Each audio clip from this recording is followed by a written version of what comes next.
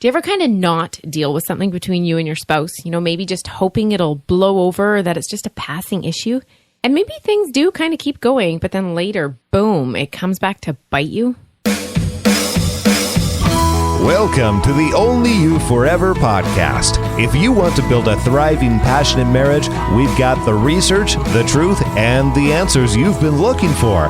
And now, here are your hosts, Caleb and Verlinda Simone Gendel.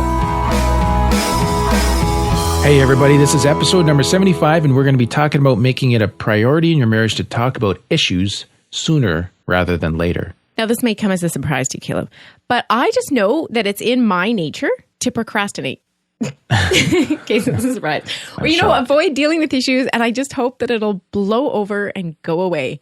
But it never works like that. No, I think we all kind of are like that. That's good. I'm glad you admitted that. Yeah. But, for anybody, it's a good indicator you haven't been dealing with things is if you give or receive way too much emotionality for the issue at hand. Like, do you ever do something you're kind of like, okay, I totally went way over the top on that. Like, what? Oh, well, I did that yesterday. Yeah. Yeah. And that tells you what? Well, see, you're good at pointing this out because I don't see that. Like, if I'm emotional about something, I'm upset about that issue. Mm-hmm. And you'll be like, you know what? There's way too much emotion for the problem that's actually here. Like, it's not that big of an issue. Yeah. But if you never pointed that out, I wouldn't have the foggiest. I would just think that it was the normal reaction. Or that. Yeah. Yeah. So we're often not aware of ourselves, which is where it's really handy having a husband like me who can kind of point out your blind spots, right? What's the next point? But we all do this. So yeah, we do. We pass over issues we all do. I do this too, rather than dealing with them. And, even at work, it can be something small. You get way too upset for that right at hand, but what's been going on is something's been building up for a while, right? Mm-hmm. So it's kind of sort of been collecting behind this temporary dam, and then the thing bursts with a relatively small push. Right. So why do we hold back? Right. Why don't we get it out on the table? And in our marriages. Okay. Yeah. That's good. So a study from 2004, they looked at decisions to withhold complaints in marriage. Okay. And, these guys, they pointed out, first of all, even in satisfying relationships, there are almost daily irritations with each other. Okay. Which is good. It just kind of normalizes all of our marriages, that there is this reality that we're two human beings and we're together all the time. Yeah. And even though the couple upholds the principle of open and direct communication, like if you ask, do you guys believe that communication should be open and direct? They're both like, yes, absolutely. Mm-hmm, mm-hmm.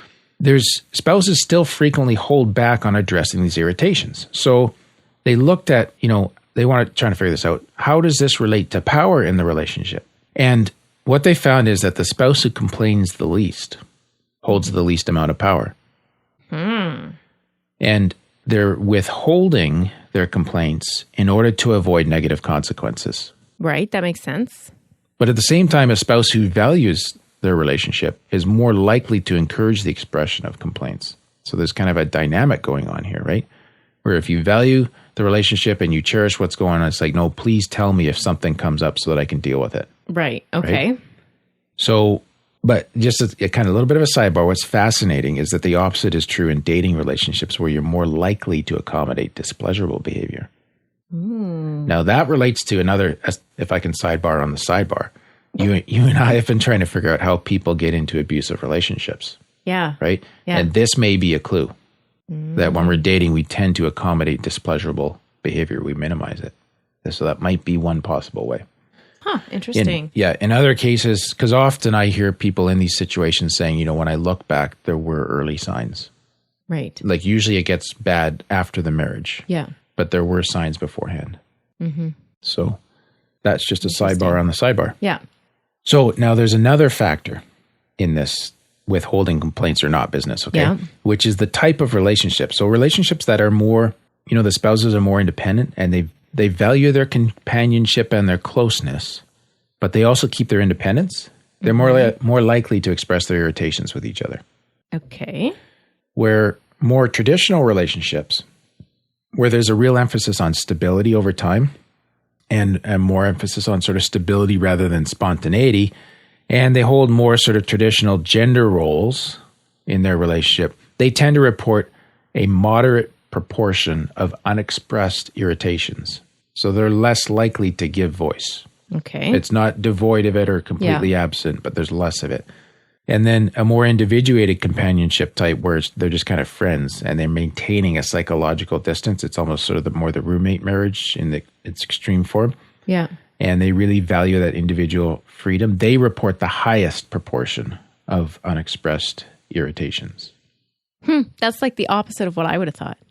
Because they're distant, they go at each other? Yeah. Yeah, but I think that they want to maintain the status quo, I guess. They don't want to. I think that, they have some kind of a pact to just make this roommating thing work. Okay. Right? They're not invested in intimacy. Yeah, I was just going to say, if you always have these little irritations that are coming up, you're never going to get close to the person. Yeah. It's like one more barrier between you.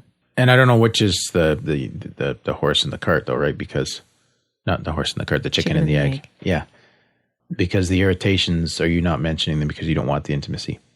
Oh. Right? Okay. So, these researchers, they didn't put a lot of interpretation on this, but what I did kind of see here is that the more you build a relationship focused on a strong emotional bond and respecting each other's individuality, the more likely you are to bring things up. Okay. And in sort of a little bit of psychobabblish language, we talked about differentiation in episode 49, right? Yeah, I was going to say this sounds familiar. Folks, if you haven't heard that episode, it's a great one. That's sort of like a very conceptual episode, but it's really helpful. So make sure you pick up episode 49. But with that, the subject of differentiation, the more differentiated the relationship, the more likely you are to deal with things sooner. Okay. Because you can hold on to yourself, right? And I think the quick sort of gist of that is the idea that being securely bonded to each other and yet individuated is a healthy posture for marriage. And in the context of today's discussion, that kind of a spouse knows the marriage is not at risk. Right. And because of that, they can kind of hold on to themselves through the anxiety of pointing out something about their spouse that's upset them. Right. But because they're in this secure bond, they're not scared that it's going to blow it apart. Yes. They believe that they can handle it and that the marriage can handle it. Mm-hmm. Yeah. And then just to go on to some other studies referenced in an article by Daly and Palamoris from 2004, they looked at couples avoiding topics, okay? And so a couple of the studies they looked at, they found that the more individuals reported avoiding topics overall, the less satisfied they were with the romantically involved dating relationships. That was a dating relationship, not a marriage. Yeah. But another study by another fellow found a negative relationship between topic avoidance and satisfaction in families. In other words, so negative relationships, they always get me. But as topic of...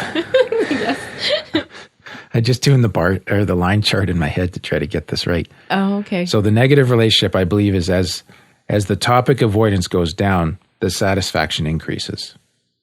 But if you're less satisfied, as topic avoidance goes down, you're more satisfied. So that means when you address the topics, you're more satisfied. You end up being more satisfied, yeah. Okay, there's too many negatives in there. I know, but the flip side is people avoid topics because they're unsatisfied. Oh.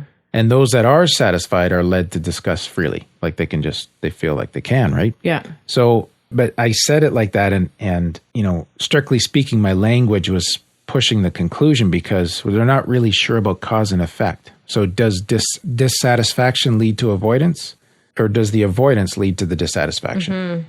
I don't know. We don't know, but there is a correlation. Yes. That's the point, right? Yeah. Yeah. And so I wanted to kind of ask this question. Well, does holding back, does it work? It doesn't seem like it's a good idea. Okay. I'm not going to hold back here. Yes. And it's kind of irritating me how much you're saying, I'm saying a lot? Yeah. Like every sentence.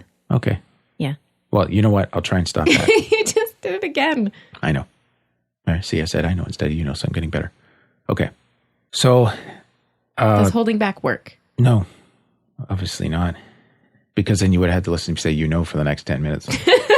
So.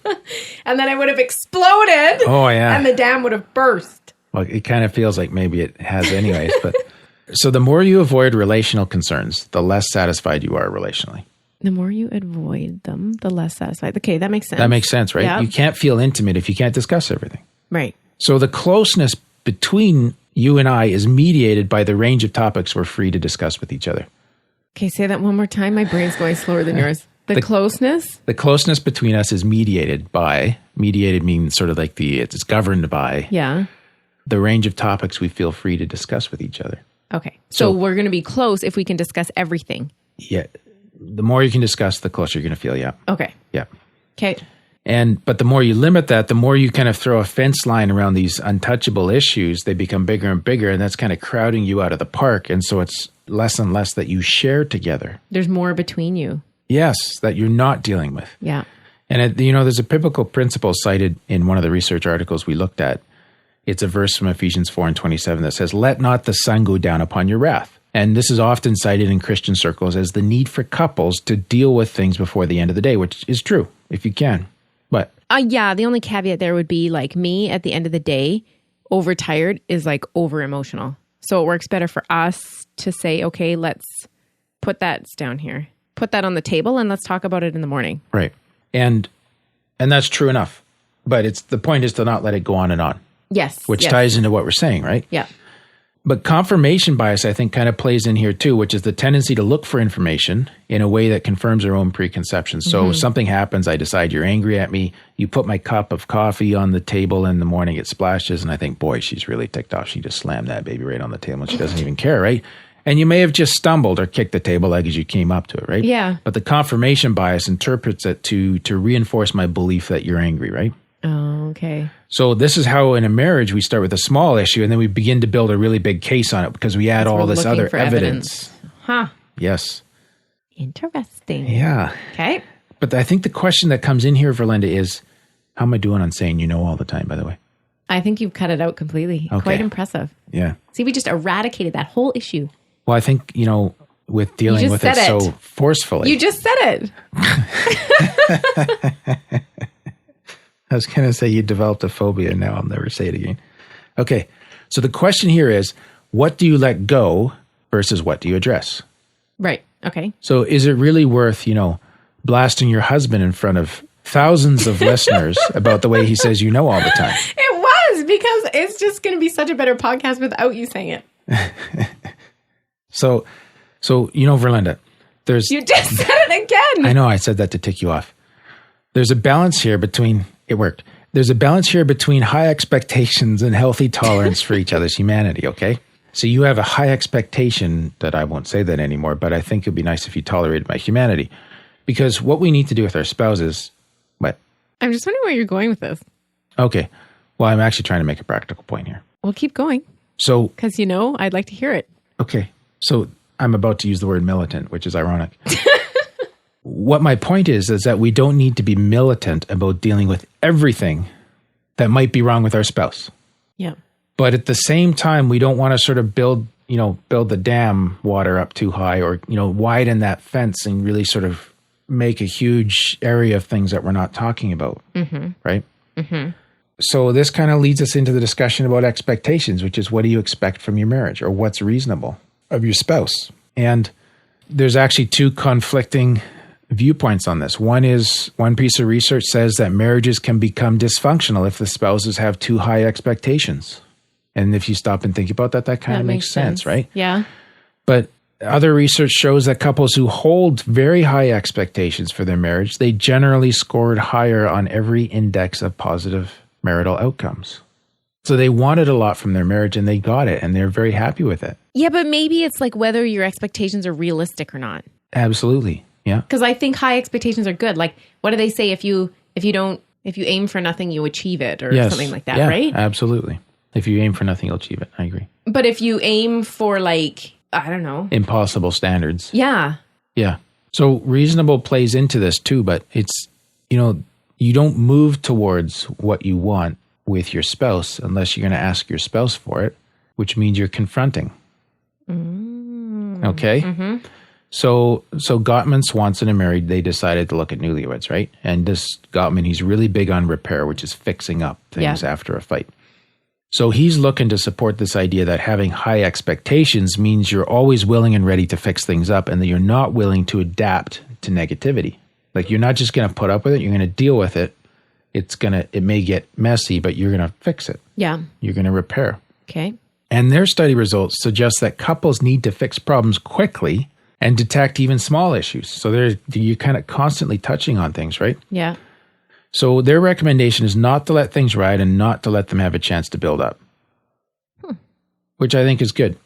it still kind of leaves you wondering, though, what do you need to deal with versus just let go? And what they felt is that having a lower tolerance for negativity was better. So that's being, I'm not going to tolerate your little whatevers. We're going to deal with them as we go. Okay. They felt that was better. And it was better to be more sensitive just so that things didn't have a chance to build up and escalate. Mm-hmm. So, if you think about having a lower tolerance for negativity, you can say, well, he wants us to be picky, right? And you could see it that way, but he's really saying that lower tolerance, rather than calling it pickiness, if that looks like we're going to stay kind of fresh and clean with each other on what's bugging us, then we're not going to build up these big frustrations so that when it comes time to sort it out, it's like a laundry list of complaints and it's so huge. It's like, where do you even begin? So is this like relational issues or is this just anything about you that bugs me? I don't know. What do you think it should be? Well, I don't know. Like we brush our teeth so differently, for example. Does that really matter? Is that something that you need to change about me? Oh, I see. For our relationship for our marital satisfaction to be increased? Or is this like things that I do that affect you? Oh, I see. I think it has to be things that affect you because, we can brush our teeth differently, but if you brushing your teeth looks like, you don't stand over the sink, you go beside the sink and you're you're dripping toothpaste on the counter and you leave it there. Yeah. And that's where I put my towel, to dry off after I shave. Then that's going to be an irritation every single day. Right. And it needs to be dealt with. But if we just have different styles of brushing teeth, it has no impact. Who cares? Right. And that's where we honor our differences. Yeah, because I don't want to change you to be, I still want you to be you. Yes. But this is part of the differentiation thing, right? Which says, I'm okay with you being you and me being me. But when it touches me and there's some kind of a negativity associated with it, then it's like, we got to talk about this. Yeah. Okay. Yeah. Got it. No, that's good. So I think the conclusion from all of this is it's a lot easier to sort out an issue between the two of us when it's really fresh and it's well-defined. It hasn't snowballed with other issues into something much, much bigger. Yeah. So holding back does not work, which is kind of where we're going with this, right? We do need to talk about it sooner. Yes. Right? And dealing with those issues sooner rather than later and letting your spouse know that you're going to try something different too, right? What do you mean by that? Sorry, I'm kind of shifting gears here. What I'm saying is, how do we bring this into our marriage? Right. So if I've been letting stuff go with you for a long time, and I just listened to Caleb's podcast and Verlinda's podcast about dealing with issues sooner rather than later, you can't just go home and start hammering your spouse and everything. Here's a list of stuff that irritates me, honey. Yeah. I ranked them in order for you. Just start at number 1. Yeah, no, that's not. You have 3 weeks. Well. Yeah. So the dam will burst. Yeah. I mean, so I'm thinking how does a person actually make this change in their marriage? Okay. Yeah. And how do they? I think that you've got to say, you know what? I've realized that I've been letting things go and sometimes I blow up on you because I'm not sort of dealing with talking to you about things sooner rather than later. Daily maintenance. Yeah. So we're going to, rather than exploding on you and overwhelming you, I'm going to try just being more upfront with you more regularly in a way that's loving and kind and gentle, but still kind of deals with what we need to talk about. Yep. Is that okay? Yep. So it's just being honest with each other about what's going to change, right? Mm-hmm. And I know there's some of our audience probably going, how do I ever catch up on this? And they've got the dam built up with all the water behind it, and that's kind of creaking and shaking, and right, and the pressure's on. Or there's this big area of cordoned off topics that we can't touch, right? Mm-hmm.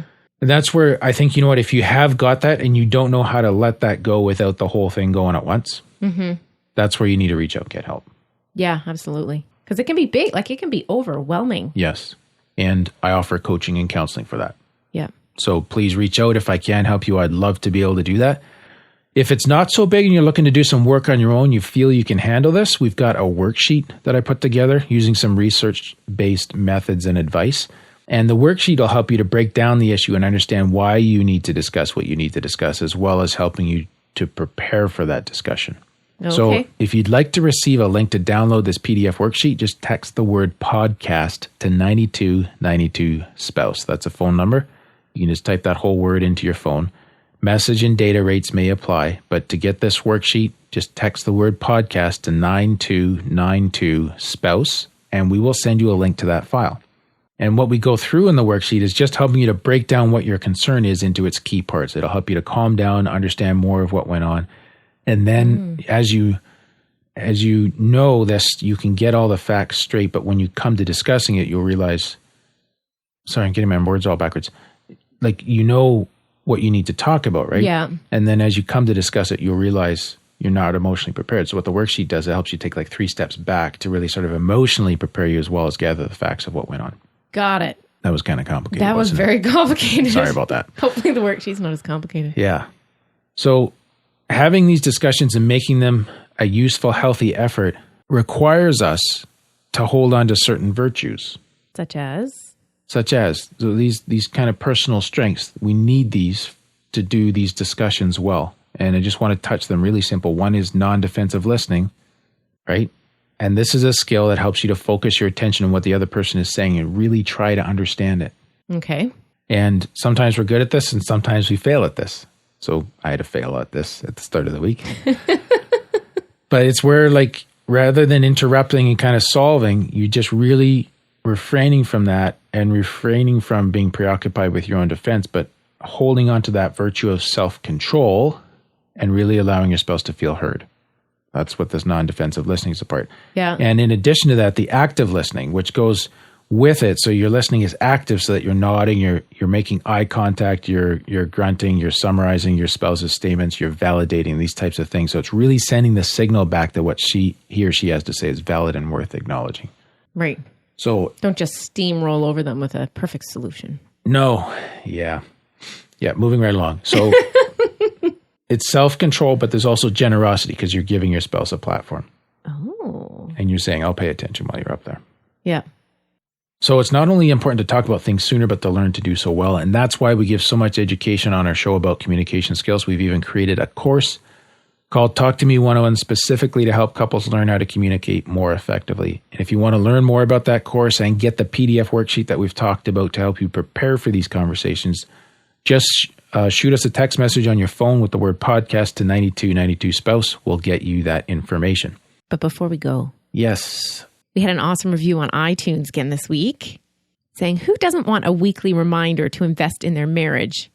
5-star review by, would you like to pronounce the name? Mick Kohaleth, I think. Sure. From Canada. And he says, maybe she, I've been a loyal listener to this podcast since day one. In addition to the excellent content Caleb and Verlinda serve up, just receiving a new episode on marriage every week gives me a helpful reminder to invest in my marriage. But of course, this podcast offers much more than a work on your marriage weekly reminder because it also gives you tools and tips on how to do so. That's awesome. Yeah, thank you so much for leaving that review. Really appreciate it. It's great. So next week, we're talking about the importance of marriage and asking the question, should anything be more important than your marriage? Oh, that's an interesting question. Yeah, it's a pretty interesting question. And you may be surprised with our conclusions from the research we'll be sharing. Look forward to it. Mm-hmm. So that's all for today's episode. You can get the full show notes at oyf.link/75. And remember, we're here to help build thriving, passionate marriages. So if this was helpful to you, we'd love it if you could help us spread the word and share this with others who would also be blessed by it. Thanks, and we'll see you next week.